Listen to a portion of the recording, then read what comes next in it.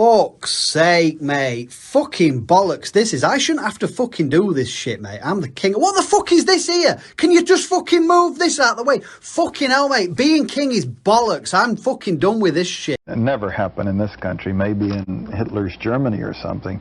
And then I find out the MK Ultra thing, that exactly that was done in over 200 medical schools and mental hospitals. What is MK Ultra? I don't recall that. That was the program, the CIA's program for under the Technical Services Division to experiment on population centers with disease and drugs. And what years was this? It started in the 50s and lasted until the 70s when Jack Anderson began to expose it, and then the media caught onto it and the Congress investigated, and the CIA, by the way, destroyed thousands of files of victims, people that had, experimented upon, so they could never get their files and sue. And supposedly it was stopped, except it was such a broad program that there was never any one bill that said stop this. It was just that the exposure made everybody presume that the thing would be stopped. And you have to be very troubled and very skeptical. Not one person was punished. Not one person involved lost a paycheck or was censored or was fired or much less jailed for those, for the experimentation on American citizens with disease and drugs. Creep on in, on in, on in.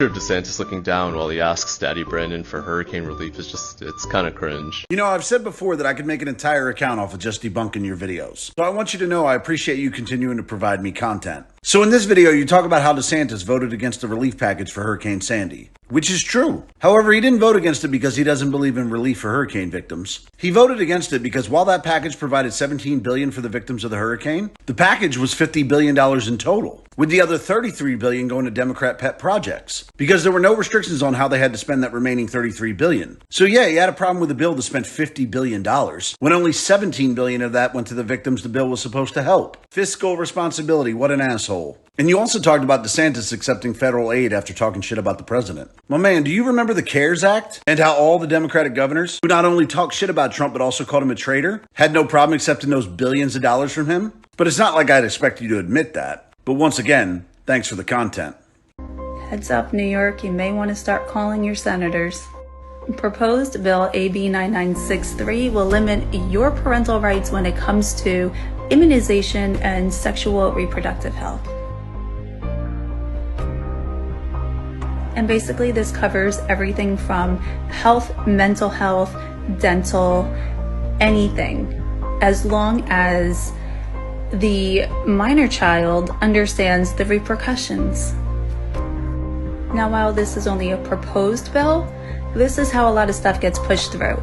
And heads up to everybody else out there in Democratic states, because once this gets passed in one, they'll fall like dominoes.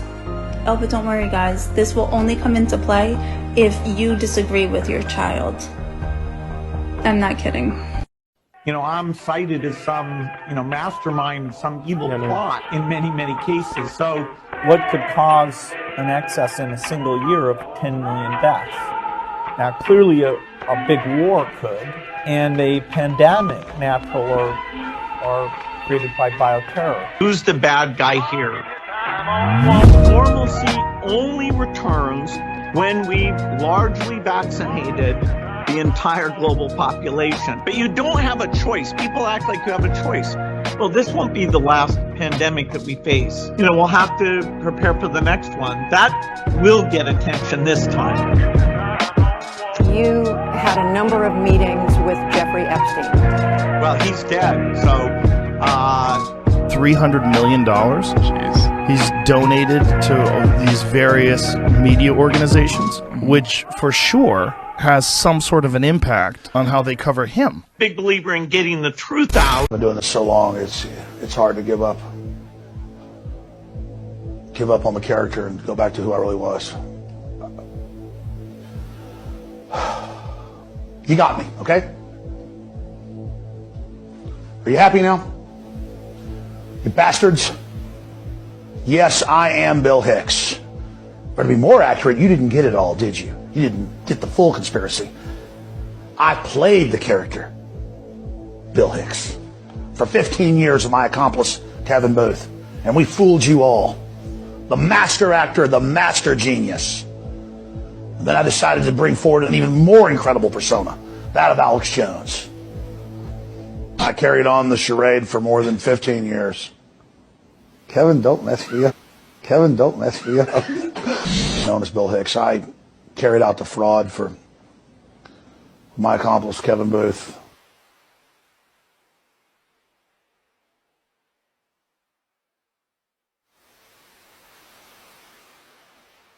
I just call Atlanta and speak to corporate security. Okay. And if you do come on the jet bridge, flip the shirt in, outside, in and out, right, so that word doesn't show, I will have to deplane the whole aircraft. No. I'm sorry about that, sir. It's just Delta policy. You cannot wear it. And they did advise me also you will be on the no-flying list.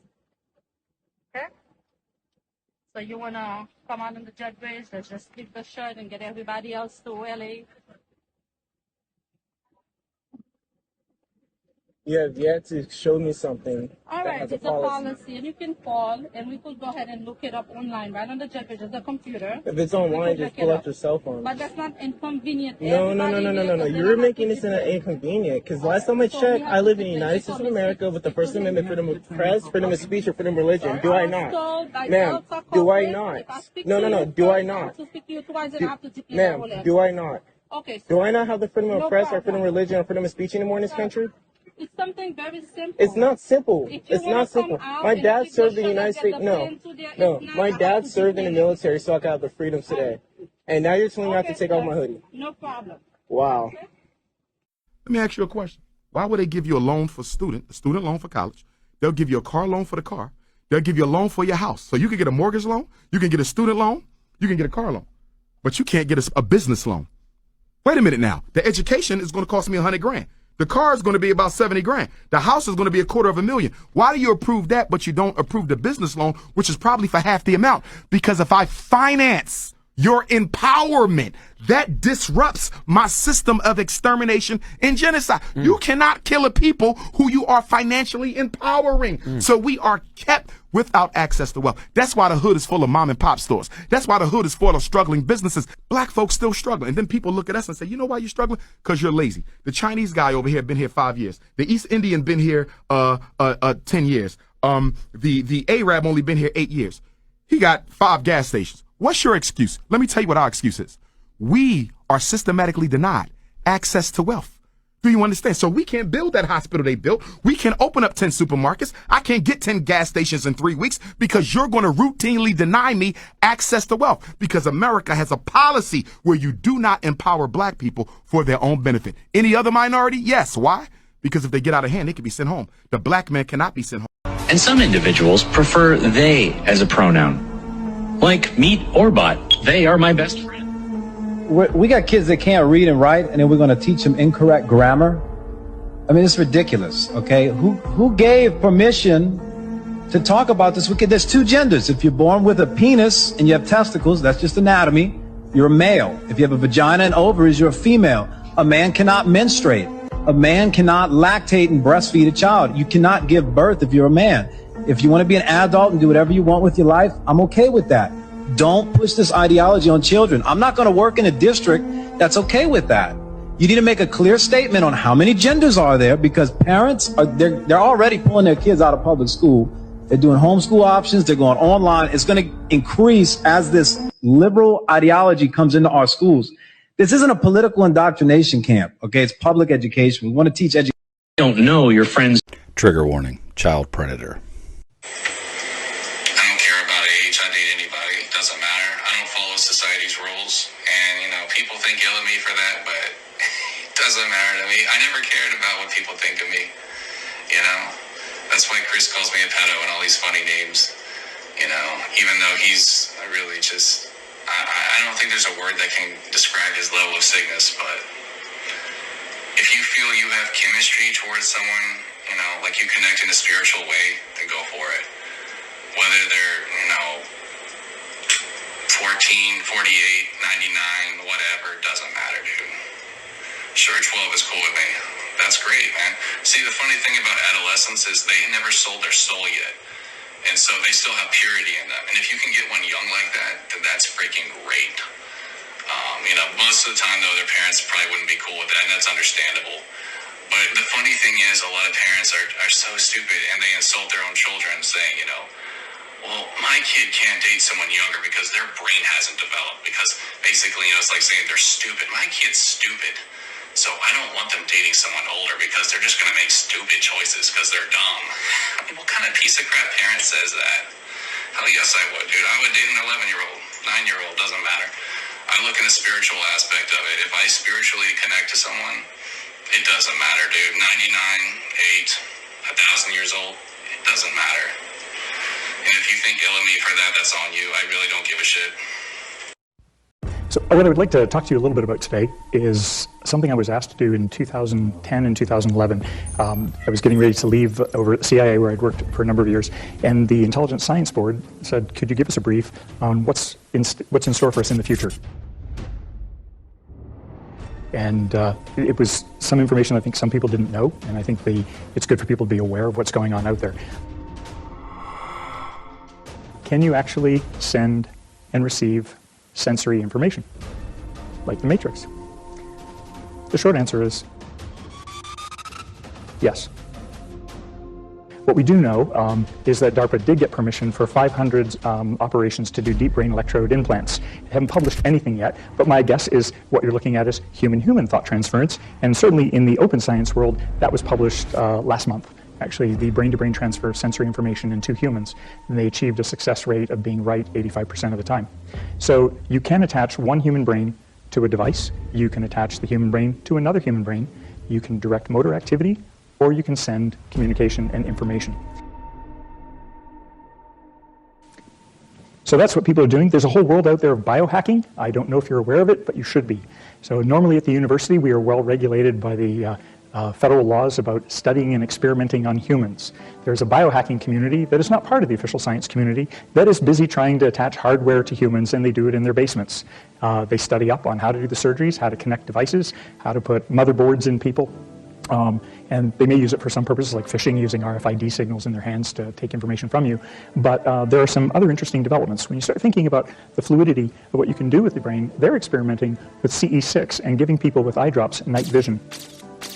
For several hours, the person receiving the night drops can see over 160 feet in the dark. So it's a lot easier to look through your own eyes than it is to put on nods. We used to play with the 18 gigahertz microwave detectors where we could pick up heartbeats through anything but solid steel and water, but that could easily be a human who can see the unique heartbeat that's behind the wall over there that's thermal insensitive. So it doesn't have to be IR. It can be a number of things. Anything that you can co-opt is theoretically now possible to adapt to human brain functioning. All you'd have to learn is the code. You'd have to train with it. It might not be natural at first. You might not understand the signal you're getting, but you can add to human brain function. You can also use it to intercept signals. The experiment that was just released this last month, as I said, demonstrated that people could transfer knowledge from one human to another. And I commented to a couple of my colleagues, and I said, I think right now the most direct application of that is going to be either covert communication or running drones. The set of experiments, I didn't have videos to show you, but there have been a series that have shown you can connect the human brain to a rat and control its motor movement and its tail. So you can have non-human animal drones.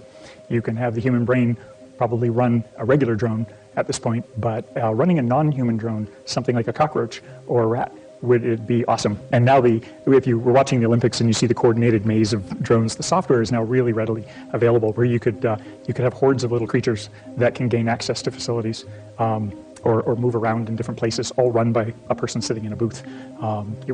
It's no more technically challenging once you do that than figuring out the logistics of how you're going to send your signal somewhere else in the world and how to protect that signal. But that's now. That's not in the future. So as you begin to think what's in 5 years, the interfaces are going to become more delicate, more refined, and as transcranial magnetic stimulation, it's a rather crude instrument right now. It creates a field that excites just hordes of neurons. But as they refine the technology so you can get a better point specificity to the neurons you actually want to activate, you should be able to do this without penetrating the skull. Either someone could wear a cap, and in fact that's how the latest brain-to-brain communication in humans was done. It was done without surgery and actually signaling via some stimulation to the retina and the brain decoding it. Although the person consciously didn't know what the code was, the brain did. So that I would recommend people becoming aware of that from the human drone technology standpoint. The second field that people may or may not be aware of, I always tell my students, I said I wasn't around when they developed atomic weapons, but Dr. Ventnor's work is, my view, the equivalent of the development of nuclear weapons when you realize that he created life in a cell back in 2010. I don't know if people are familiar with his work, but this technology paired with something called CRISPR, which is like an editing software for genes,